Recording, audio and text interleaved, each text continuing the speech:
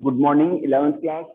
Last class में chapter 9 biomolecules में amino acid के काफी पार्ट को हमने कवर कर लिया था। अपनी बुक्स वगैरह बंद कर दो, आप लोग अपनी बुक्स बंद कर दो एक बार। हाँ, look at the board, board पर देखिए, अपनी बुक्स वगैरह कॉपीज वगैरह बंद कर दो एक बार, ठीक है। तो एमिनो एसिड में ही मैंने ये बताया था कि जो एमिनो एसिड हमारी बॉडी में बनते हैं उन्हें हम नॉन इसेंशियल एमिनो एसिड कहते हैं, और जो हमें फूड से अवेलेबल होते हैं तो they are the essential amino acid, उन्हें हम क्या कहते हैं, इसेंशियल एमिनो एसिड्स कहते हैं। तो मैंने एक लिस्ट भी बनवाई थी, ठीक है। आज रिमेनिंग पार्ट, एक तो पानी में सॉल्युबल होने पर ये ज्विटर आयनिक फॉर्म कैसे बनाता है, एक तो ये टॉपिक करेंगे, और दूसरा कुछ स्ट्रक्चर है, कुछ एक एग्जांपल है जो आपके एनसीईआरटी बुक में भी दे रखे हैं एमिनो एसिड की स्ट्रक्चर के। एमिनो एसिड्स के अंदर कार्बोक्सिलिक ग्रुप भी होता है जो कि एसिडिक ग्रुप है, COH ग्रुप, और एमीन ग्रुप भी होता है। तो बेसिक ग्रुप भी इनमें पाया जाता है, ठीक है। तो यहाँ पर पहले मैं एक तो ग्लाइसिन की स्ट्रक्चर बना रहा हूँ, HCNH2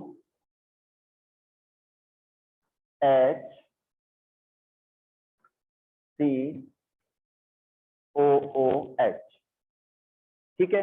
तो ये ग्लाइसिन एक एमिनो एसिड है, ठीक है। इसी तरीके से एलानिन HCNH2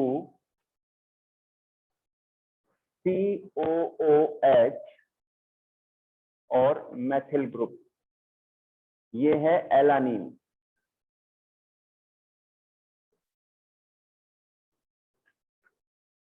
नेक्स्ट है HCNH2 COOH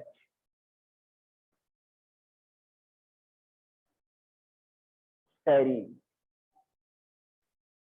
ठीक है बच्चों। ये तीन एग्जाम्पल स्ट्रक्चर के दे रखे हैं कि ग्लाइसिन एमिनो एसिड है, इसमें एमीन ग्रुप है, COH ग्रुप है, यहाँ हाइड्रोजन है, ठीक है।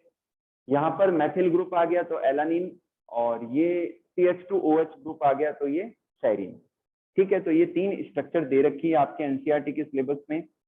नेक्स्ट लेते हैं, ज्विटर आयनिक फॉर्म कैसे बनता है।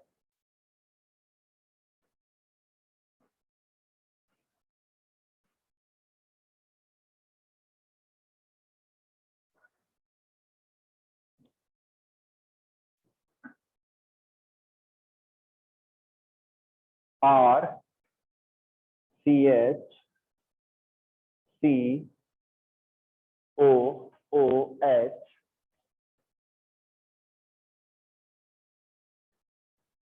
NH2,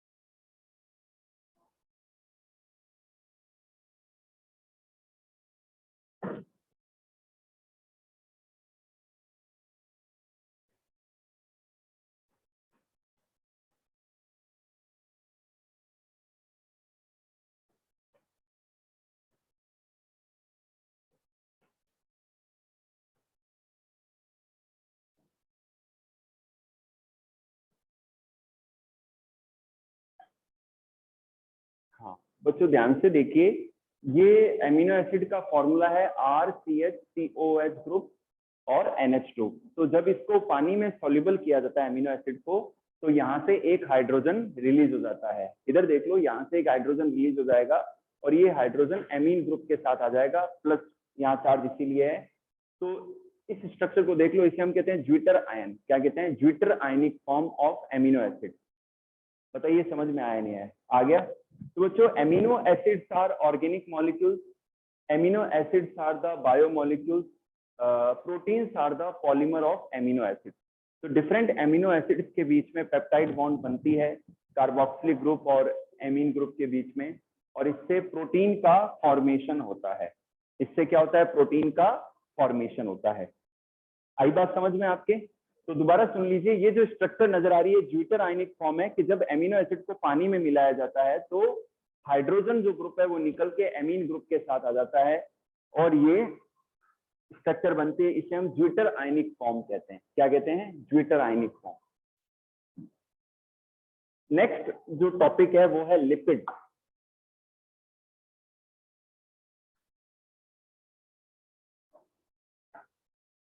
lipids next topic.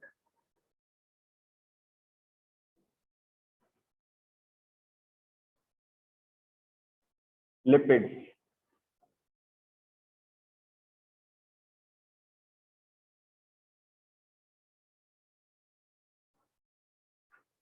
हाँ बच्चों, सबसे पहले हम लिपिड की बात करेंगे। लिपिड भी ऑर्गेनिक मॉलिक्यूल है, कार्बनिक मॉलिक्यूल है। ये वाटर इनसॉल्युबल होते हैं। लिपिड क्या होते हैं? वाटर इनसॉल्युबल है। लिपिड मतलब ये जो फैट वगैरह है, फैट है, ऑयल है, तो ये क्या लिपिड्स में ही आते हैं, तो वाटर इनसॉल्युबल है। Second, they contains the carbon, hydrogen and oxygen. इनके अंदर क्या पाया जाता है? कार्बन, हाइड्रोजन एंड ऑक्सीजन के एटम पाए जाते हैं। They could be simple fatty acid, वो सिंपल फैटी एसिड हो सकते हैं। A fatty acid has a carboxylic group attach to an R group. मतलब फैटी एसिड के अंदर कार्बोक्सिलिक ग्रुप पाया जाता है। अभी मैं स्ट्रक्चर बनाऊंगा तो उसमें पता चल जाएगा। फैटी एसिड के अंदर कार्बोक्सिलिक ग्रुप पाया जाता है। तो अभी तक क्या बताया? वाटर इनसॉल्युबल होते हैं ये, कार्बन, हाइड्रोजन, ऑक्सीजन के बने होते हैं ये। इनमें कार्बोक्सिलिक ग्रुप पाया जाता है, इनमें कार्बोक्सिलिक ग्रुप पाया जाता है। नेक्स्ट लेते हैं द आर ग्रुप। केमिस्ट्री पढ़ रहे हो आप लोग? R alkyl group. R group में भी A methyl group, ethyl group और higher number of CH2, 1 carbon to 19 carbon. ये कह रहे हैं कि किसी भी फैटी एसिड के या लिपिड का जो फॉर्मूला है उसके अंदर एक तो क्या होता है? कार्बोक्सिलिक ग्रुप तो है ही, उसके अलावा आर ग्रुप होता है। वो जो आर है वो या तो मिथाइल हो सकता है या इथाइल हो सकता है या लॉन्ग चेन हो सकती है कार्बन की, 1 कार्बन से लेकर 19 कार्बन तक।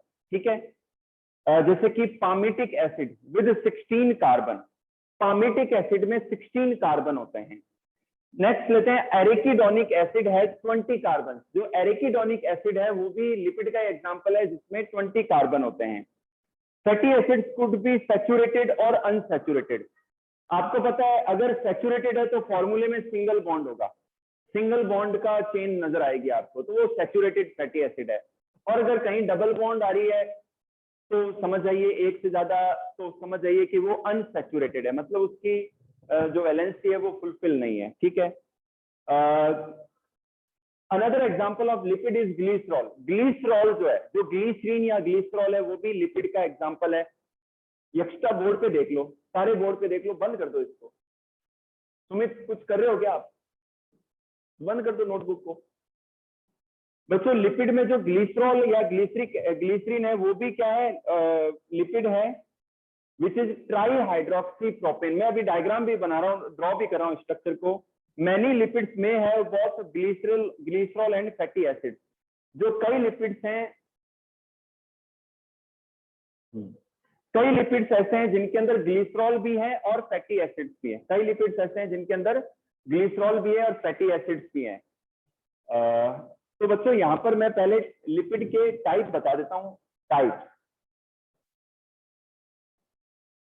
फर्स्ट है सैचुरेटेड।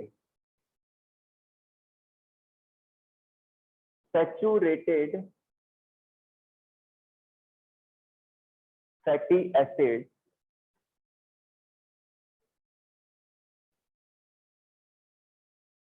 सैचुरेटेड फैटी एसिड्स का फॉर्मूला है CnH2nO2।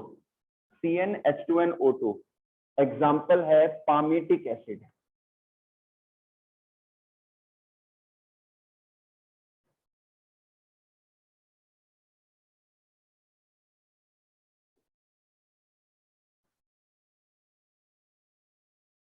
C16H32O2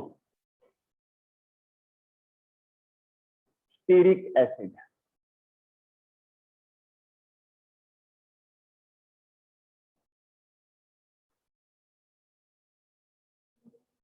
C18H36O2 melting point.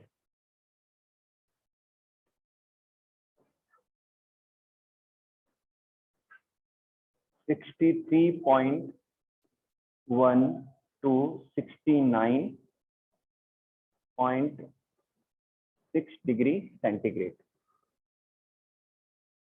B, unsaturated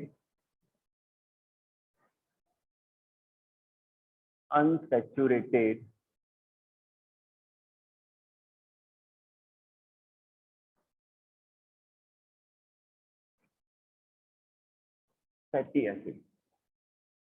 unsaturated का फॉर्मूला है CnH2n minus 2H और O2। एग्जाम्पल,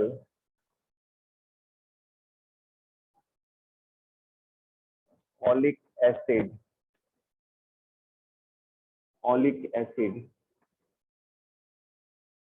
C18H34O2,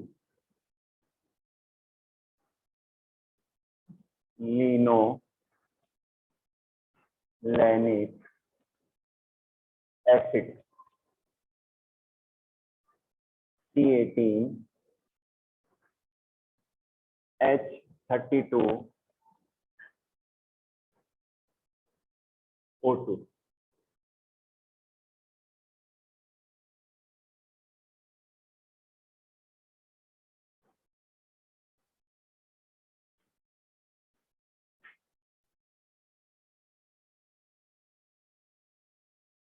C20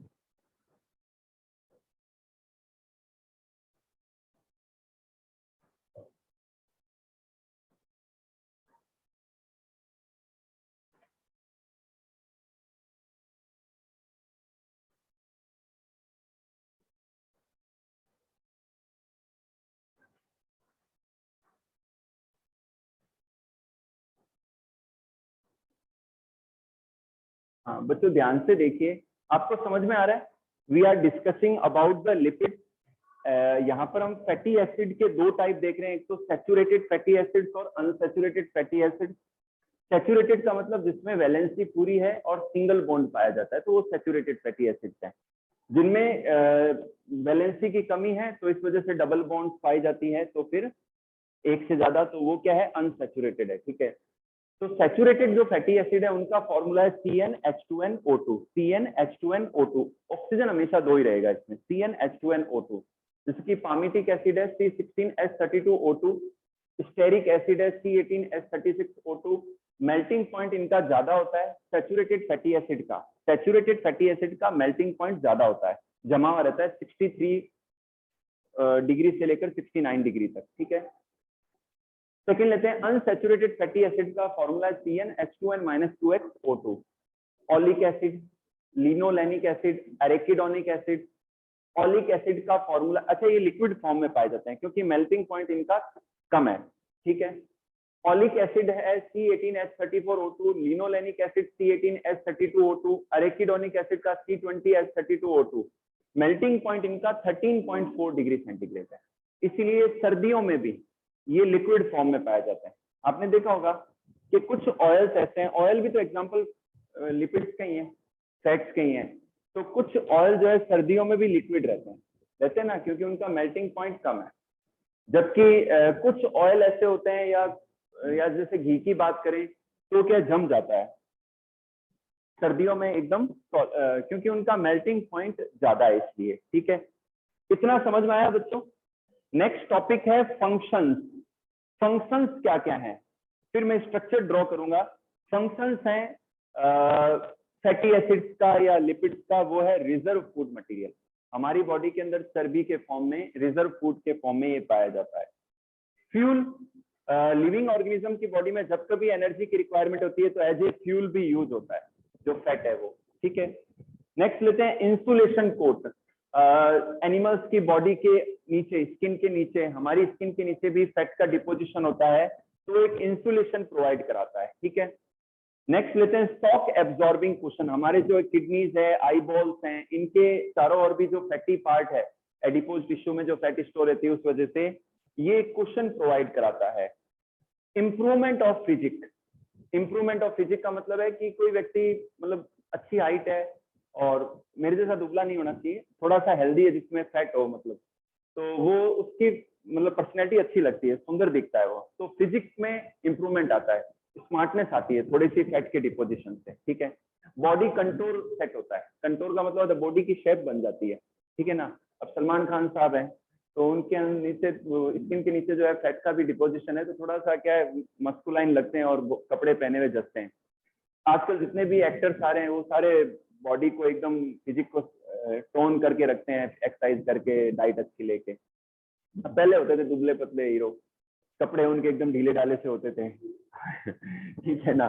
तो ये है, तो यहाँ पर फिजिक का इंप्रूवमेंट, ये बात सही है, लेकिन ज्यादा होने पर भी बेडोल हो जाता है शरीर। तो कई बार होता है ना, एक्सेस में फैट का डिपोजिशन होने लग जाता है, फिर वो गंदा लगने लगता है ना। तो कोई एग्जांपल ध्यान है क्या अभी रिसेंटली आपके ध्यान में? अपनी क्लास में मत बताना। नहीं नहीं, सुमित तो एकदम सही है ये तो। हाँ नहीं, मैं आपको बताऊं, एक सिंगर है अदनान सामी। तो अब उनका फिजिक आप देखो तो एकदम नॉर्मल हो गए हैं, पहले बहुत ज्यादा हेल्दी थे, पहले बहुत ज्यादा, इससे ज्यादा, तो वो थोड़ा रहता है, तो ऐसा भी नहीं होना चाहिए। नेक्स्ट लेते हैं protection of feathers and hair. जो फीदर्स और हेयर है उनके प्रोटेक्शन में भी इनका रोल होता है। और सोर्स ऑफ वाटर, जब फैट का ऑक्सीडेशन होता है, तो जब फैट का ऑक्सीडेशन होता है, ब्रेकडाउन होता है, तो वाटर के मॉलिक्यूल्स रिलीज होते हैं, तो वाटर का भी सोर्स है। नेक्स्ट लेते हैं वैक्सेस। लिपिड में ही वैक्सेस का पार्ट लेते हैं, long chain saturated fatty acid. जो वैक्स होते हैं वो क्या है, long chain saturated fatty acids हैं, and long chain saturated alcohol, ठीक है। एग्जांपल बी वैक्स, मधुमक्खी का जो वैक्स है वो। नेक्स्ट लेते हैं लेनोलिन और wool fat, consist of palmitic, oleic, stearic and cholesterol. दोबारा सुन लीजिए, जो लेनोलिन या वूल फैट है उनमें palmitic acid, oleic acid, stearic acid, cholesterol पाया जाता है। Sebum, sebum fatty secretion of sebaceous gland. Animals की बॉडी में, हमारी बॉडी से जो सीबेसियस ग्लैंड है वो सीबम रिलीज करती है। सेरुमेन, सेरुमेन क्या, ईयर वैक्स है, कान के अंदर जो कान को लुब्रिकेट करता है, ईयर वैक्स जिसे कहते हैं, वो सेरुमेन है, CERUMEN। नेक्स्ट लेते हैं प्लांट के वैक्सेस और paraffin wax from petroleum. Petroleum से जो वैक्स मिलता है उसे पैराफिन कहते हैं, ठीक है। आगे है fats are a type of lipid. Fat क्या है, जो फैट है वो लिपिड के टाइप हैं। Fats are type of lipid and are technically called triglyceride. उन्हें हम टेक्निकली फैट को ट्राइग्लिसराइड कहते हैं। They consist of 3 fatty acid. Fats के अंदर ट्राइग्लिसराइड इसलिए कहते हैं क्योंकि इनके अंदर 3 फैटी एसिड्स होते हैं, bound to a molecule of glycerol. Glycerol के मॉलिक्यूल से बाउंड होते हैं। Other types of lipids include wax, monoglyceride, diglyceride, ठीक है। तो मैं बच्चों अब कुछ स्ट्रक्चर बना रहा हूं, एक तो पामिटिक एसिड की, ग्लिसरॉल की, ट्राइग्लिसराइड्स की, तो थोड़ा सा आपको और क्लियर हो जाएगा।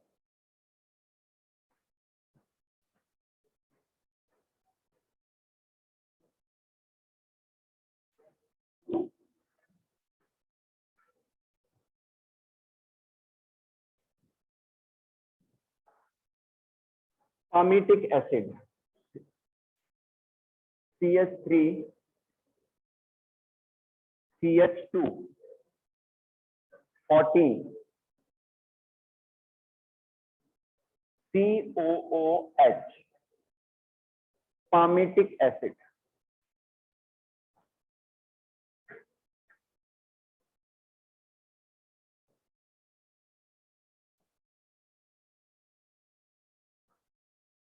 Palmitic acid, glycerol CH2OH, CHOH, CH2OH।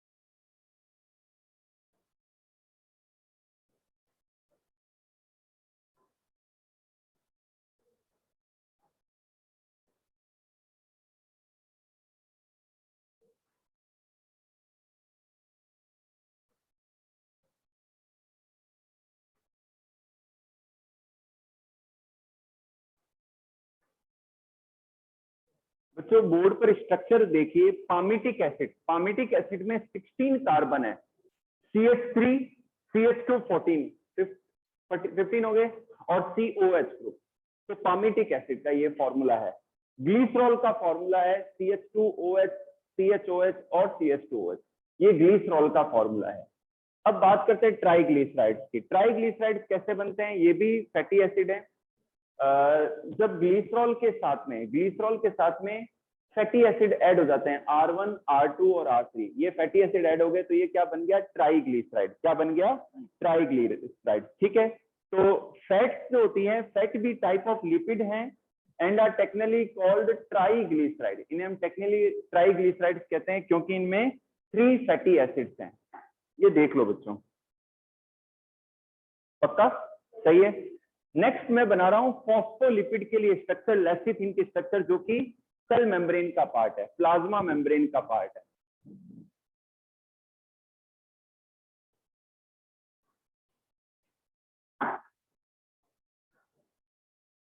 CH2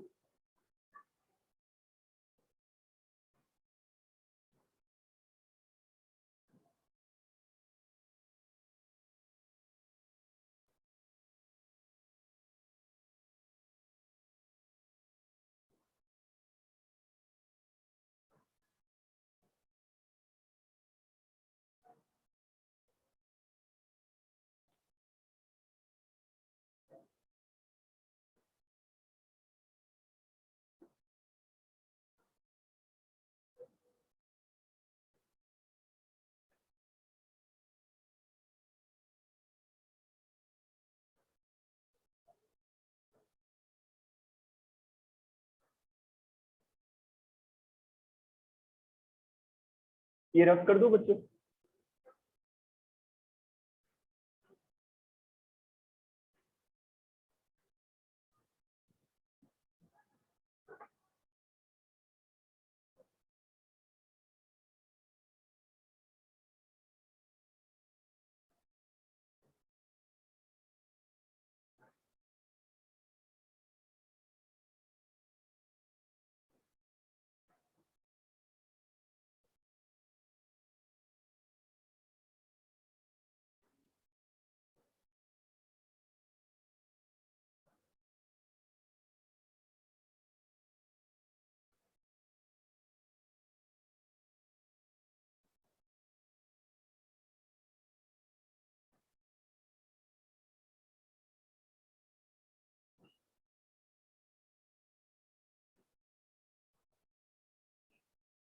ध्यान से देखिए बच्चों, नेक्स्ट है फॉस्फोलिपिड। फॉस्फोलिपिड आपको पता ही है कि सेल मेम्ब्रेन का कॉम्पोजिशन है, ये सेल मेम्ब्रेन का पार्ट है।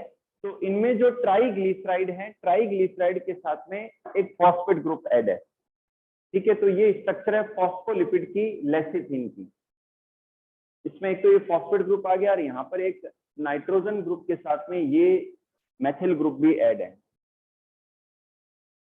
थोड़ा सा बच्चों ये बोरिंग टॉपिक है, लेकिन मैं यही तरीका है इसको समझाने का ना। अब कोई टेक्निकल टॉपिक होता तो मैं आपको बोर भी नहीं होने देता, ठीक है ना, लेकिन ये टॉपिक ऐसे हैं तो इसको अपन इसी तरीके से समझना है।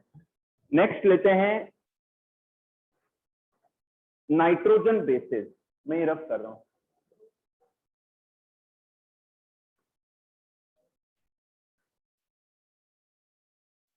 हाँ, ध्यान से देखिए, नेक्स्ट टॉपिक है थोड़ा सा इंटरेस्टिंग है, nitrogen bases. Nitrogen bases, nitrogen bases बच्चों ध्यान से सुनना। जेनेटिक मटेरियल के रूप में डीएनए और आरएनए को जाना जाता है। इन्हें हम न्यूक्लिक एसिड्स कहते हैं, और न्यूक्लिक एसिड्स को डिस्कवर किया था फ्रेडरिक मीसर ने और 1869 में, ठीक है, और न्यूक्लिन कहा। तो जनरली जितने भी लिविंग ऑर्गेनिज्म हैं, लिविंग है, तो उनके जो जेनेटिक मटेरियल, उनके जो क्रोमोसोम है या जेनेटिक मटेरियल है, वो डीएनए का ही बना होता है, ठीक है। लेकिन कुछ एक वायरसेस के अंदर आरएनए भी पाया जाता है। तो अगर हम डीएनए और आरएनए के कॉम्पोजिशन को समझे तो इनमें 3 कंपोनेंट पाए जाते हैं। फर्स्ट, डीएनए की बात करेंगे। डीएनए में डीऑक्सी राइबोज शुगर, 5 कार्बन की शुगर है। सेकेंड लेते हैं हम नाइट्रोजन बेसिस। नाइट्रोजन बेसिस ये नाइट्रोजन कंटेनिंग ऑर्गेनिक मॉलिक्यूल है। नाइट्रोजन बेस क्या है? नाइट्रोजन कंटेनिंग ऑर्गेनिक मॉलिक्यूल है, ठीक है। और तीसरा है फॉस्फेट ग्रुप। तीसरा क्या है? फॉस्फेट ग्रुप है, ठीक है। तो अगला अपना टॉपिक है नाइट्रोजन बेस। इसी तरीके से आरएनए के अंदर भी राइबोस शुगर होती है, 5 कार्बन की शुगर होती है, ठीक है। सेकंड होता है नाइट्रोजन बेसिस और थर्ड है फॉस्फेट ग्रुप आरएनए के अंदर भी। तो यहाँ अपना नेक्स्ट टॉपिक है नाइट्रोजन बेस। बच्चों नाइट्रोजन जो बेस है वो दो टाइप के होते हैं। एक तो होता है प्यूरिन, प्यूरिन में एक तो है एडिनिन,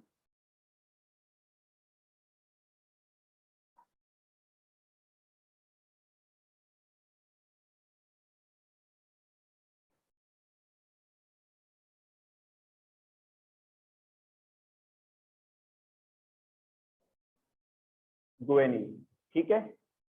सेकंड लेते हैं पायरीमिडीन, पायरीमिडीन। समझ में आ रहा है ना? आपके समझ में आ रहा है? प्यूरिन और पायरीमिडीन। प्यूरिन दो हैं, एडिनिन एंड ग्वानिन। पायरीमिडीन भी दो हैं, थाइमीन, नहीं 3 है, सॉरी। थाइमीन, थाइमीन को टी से शो करते हैं। सेकंड है साइटोसिन, इनको सी से शो करते हैं। और थर्ड है यूरेसिल, यूरेसिल, यूरेसिल को यू से शो करते हैं। किससे शो करते हैं? यू से शो करते हैं। ध्यान से देखिए आप लोग, आना बोर्ड पे देखो। प्यूरिन एंड पायरीमिडीन ये दो टाइप के नाइट्रोजन बेस हैं डीएनए और आरएनए में। प्यूरिन दो है, एडिनिन एंड ग्वानिन। एडिनिन को ए से शो करते हैं, ग्वानिन को जी से शो करते हैं। पायरीमिडीन यहाँ पर ध्यान रखना, डीएनए के अंदर ये दो पाए जाते हैं और आरएनए के अंदर ये दो पाए जाते हैं। डीएनए के अंदर थाइमीन एंड साइटोसिन पाए जाते हैं। थाइमीन को टी से शो करते हैं, साइटोसिन को सी से शो करते हैं। जबकि आरएनए के अंदर थाइमीन नहीं होता। थाइमीन के प्लेस पर कहां होता है? क्या होता है? यूरेसिल होता है। थाइमीन मतलब थाइमीन नहीं, टी नहीं पाया जाता, थाइमीन की जगह यूरेसिल पाया जाता है आरएनए के अंदर। ये डिफरेंस ध्यान रखना, ठीक है बच्चों। तो ये कॉन्सेप्ट है इसका। अब ध्यान से सुनिए आप कि जब डीएनए की अगर बात करें हम, जब एक डीऑक्सीराइबोस शुगर के साथ में, जब एक डीऑक्सीराइबोस शुगर के साथ में एक नाइट्रोजन बेस जब जुड़ता है, डीऑक्सीराइबोस शुगर के साथ में जब एक नाइट्रोजन बेस जुड़ता है तो बनता है न्यूक्लियोसाइड। क्या बनता है? न्यूक्लियोसाइड।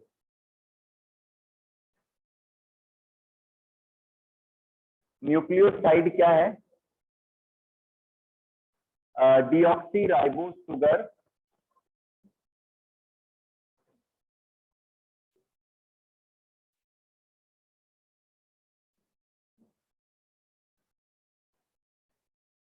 प्लस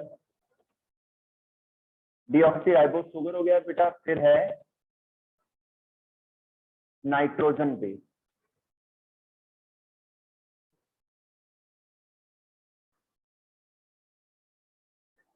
ठीक है। और न्यूक्लियोटाइड, न्यूक्लियोटाइड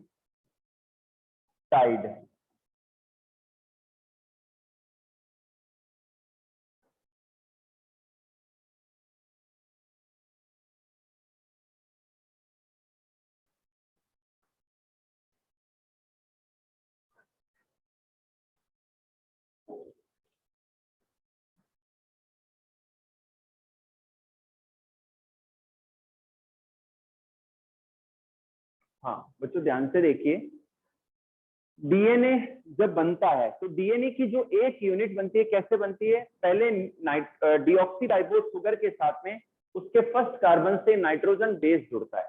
क्या जुड़ता है? नाइट्रोजन बेस जुड़ता है। तो इस यूनिट को हम कहते हैं न्यूक्लियोसाइड। और जब इस डीऑक्सीराइबोस शुगर के फिफ्थ कार्बन से जैसे ही फॉस्फेट ग्रुप जुड़ जाता है, न्यूक्लियोसाइड प्लस फॉस्फेट ग्रुप, तो ये बना लेता है न्यूक्लियोटाइड। ठीक है। तो DNA is the polymer of nucleotide. DNA is the polymer of, मतलब न्यूक्लियोटाइड की कई सारी यूनिट मिलके डीएनए को बनाती है। इसी तरीके से आरएनए की अगर हम बात करें तो आरएनए में भी ठीक ऐसा होता है, लेकिन यहाँ डीऑक्सीराइबोस की जगह खाली राइबोस शुगर होती है। तो ribose sugar plus nitrogen base क्या बनाया? न्यूक्लियोसाइड। और फिर न्यूक्लियोसाइड में फॉस्फेट ग्रुप जुड़ते ही क्या बन जाता है? न्यूक्लियोटाइड। तो आरएनए भी क्या है? पॉलीमर ऑफ न्यूक्लियोटाइड है। बताइए समझ में आया नहीं आया? आ गया? हाँ, तो फटाफट से बच्चों मैं एडेनिन यूरेसिल की स्ट्रक्चर ड्रॉ कर दूं, ठीक है? टाइम है अभी थोड़ा सा। एडेनिन एंड यूरेसिल की, हालांकि ये स्ट्रक्चर याद नहीं करनी है आपको, लेकिन आपके एनसीईआरटी में दे रखी है तो अपन बना लेते हैं।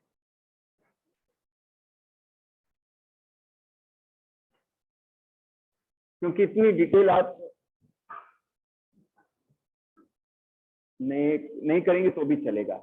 एडेनिन,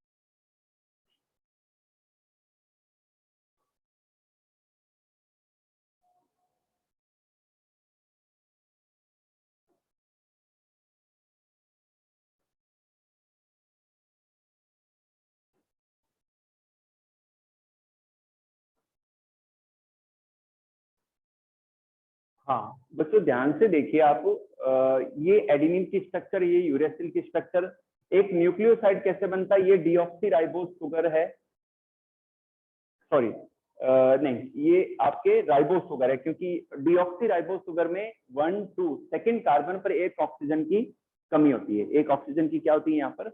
कमी होती है, ठीक है ना? तो ये राइबोस शुगर है, इसके फर्स्ट कार्बन से एडेनिन है, और इसका जो फिफ्थ कार्बन है 1 2 3 4 एंड 5, फिफ्थ कार्बन से फिफ्थ कार्बन पर CH2OH ग्रुप है, यहाँ से फॉस्फेट ग्रुप जुड़ता है। समझ में आ गई बात? तो ये नाइट्रोजन बेस जुड़ा है तो इसे एडिनोसिन, ठीक है? और जब यहाँ से फॉस्फेट ग्रुप, तो ये तो हो गया न्यूक्लियोसाइड, और जब यहाँ पर फॉस्फेट ग्रुप जुड़ता है तो वो बन जाता है न्यूक्लियोटाइड बन जाता है, तो उसे कहते हैं, अगर एडिनिन है तो एडिनाइलिक एसिड। समझ में आ गई बात? ध्यान रखना, जो शुगर है राइबोज या डीऑक्सीराइबोज शुगर, उसके फर्स्ट कार्बन से नाइट्रोजन बेस जुड़ता है और फिफ्थ कार्बन से फॉस्फेट ग्रुप जुड़ता है। क्या जुड़ता है? फॉस्फेट ग्रुप जुड़ता है। तो ये तो है न्यूक्लियोसाइड, इसे कहेंगे एडिनोसिन, क्योंकि एडिनिन है यहाँ पर। जब यहाँ पर फॉस्फेट जुड़ जाएगा तो हो जाएगा एडिनाइलिक एसिड। क्लियर होगी बात? रिमेनिंग पार्ट अपन कल करेंगे।